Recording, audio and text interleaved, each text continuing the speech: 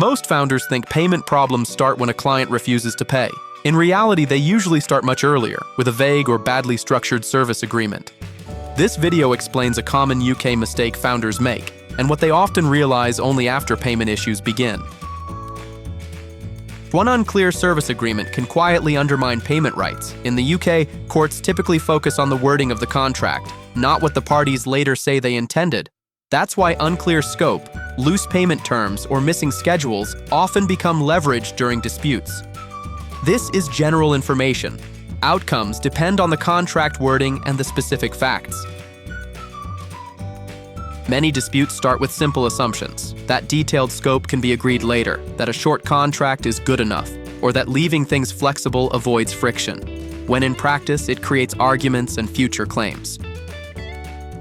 Once a dispute starts, invoices are questioned, approvals get delayed, emails replace progress, and gaps in the contract become negotiation tools, especially when money is already outstanding. As delays continue, evidence gets messy, email trails grow, relationships deteriorate, and by the time anyone looks closely at the agreement, leverage has already shifted. The real cost isn't just unpaid invoices, it's founder time, stress, distraction, and lost momentum. Even relatively small disputes can create significant commercial drag. Costs vary depending on project size, delay length, and rework involved. Generic templates often fail because they're not written for how you actually work. They don't match real deliverables, timelines, or exit scenarios. And missing or vague exit terms usually mean weaker protection when things go wrong. Once a dispute starts, options narrow, control drops, and fixing problems later usually costs more than structuring things properly at the start. That's why prevention is usually cheaper than cleanup. Professional operators structure agreements before work begins. They define scope, fees, data, and exit points early. Not because they expect disputes, but because clarity reduces risk. Clear scope usually means written deliverables, schedules, and exclusions. It also means defining approvals and timelines. Clarity here removes most arguments before they start. Payment protection usually starts with clear pricing, due dates, and invoice terms. Some agreements also include defined rights to pause work if payment issues arise, depending on wording and notice steps. This is a contractual feature, not an action guide.